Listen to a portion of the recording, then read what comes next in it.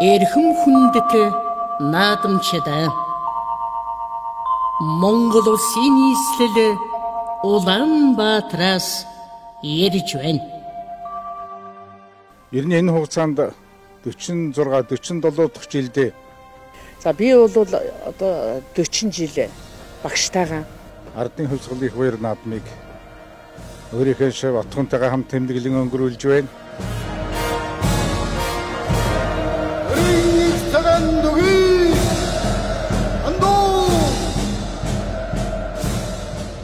Отгоноос өөр одоо батлаар авах зэрэг хэцүү л дээ. Бид хоёр ч олон жил одоо бие биенийхээ дуу хоолой, өргөлт, өгөлт, авалт энэ бүх юм одоо мэдээс сурцсан.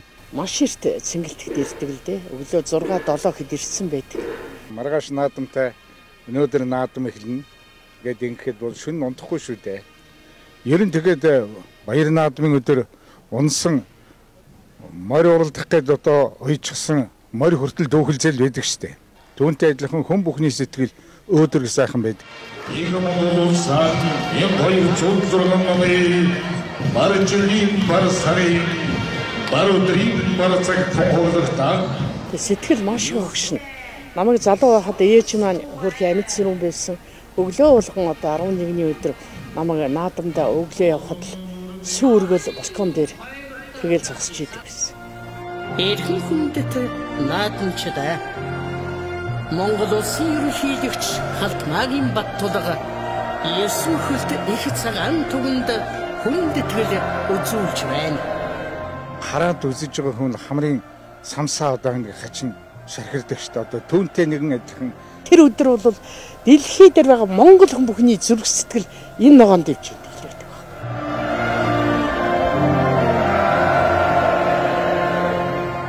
Ерөөсөө энэ тэр болгон хүнд тохиолддог их том хувь зай байхгүй юу? Тэгээ энэ хувь зайг эдэлж сууна гэдэг бол бас л бурханаас яасан их шиг юм байлгүй дээ. Энэ бол юуны өмнө бол нэвтрүүлэгч гэдэг нь сайхан мэргэжлийг өвлж одоо энийг авсны буянд л одоо энэ ажлыг хийж яана гэж үзэж байна.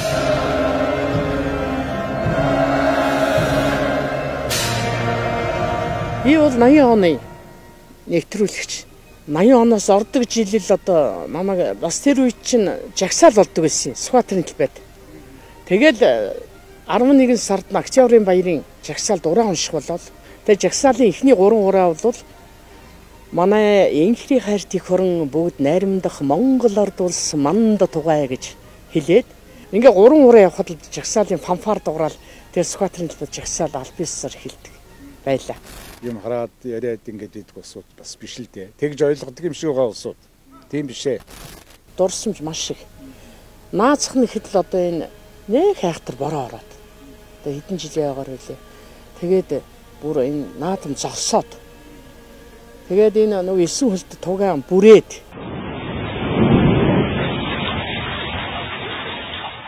Тэр бороо орцсон тэр шалбайг дундуур яанч одоо хоёр хөл дээрээ тэсвэртэй зогсож байсан энэ монгол хүний эд хавл гэхээс өөр арга байхгүй. Хоёр авраг бол ийм л байсан. Сүхбаат авраг маань байна. Сүхбаатар авраг маань байна. Бас тэр хоёр чинь залуу байлаа. Бас тэр хоёрын барилдаан завсарлал төр зур тийм ээ. Хүлээгдээлсэн тэр үе байна. Нэлээд дээхэн үеийн дамжин дарж авраг гэж байсан да. Тэр хүний одоо тэр барилж байгаа юу ерөөс санаас гардаг юм. Тэр спортын ордон дотор зааланд доторч барилдж ил байсан. Өмснө гэж гайхамшигтай. Бас нэг гол юм ихэр одоо бүх тэр үе чинь тайлбарладаг хүн чинь манай соёлын гайсгалтан Ганбаатар агсан байлаа шүү дээ. Алдарт Ганбаатар. Ганбаатарыг тайлбарлахгүй бол бүх үтсэн болдгоо үзэгчэд. Тэгээ Ганбаатар маань улсын начин. Бас өөрөө бас нэг барилдана. Тэр хүртэл нь өөр шавнар мавнар нь тайлбарладаг гэсэн. Тэгэхээр энэ үзэгчдийн мөрөөдөл юу гэхээр Ганбаатар хурдан унаасаа. Тэгвэл одоо унчих юм бол тайлбарлагч байгаа байранд суун шүү дээ. Тэгж сайхан наадам оцох гэдэг. Олон жил би Ганбаатарт мөр зэрэгцээд суусан. Төрөчийн наадмаар бол тэр төрийн шагналт найруулагч Наранбаатарыг найруулсан тэр наадам бол ер нь сүүлийн хэдэн жилд одоо болоогүй тийм онцгой сайхан содон наадам болсон шүү дээ.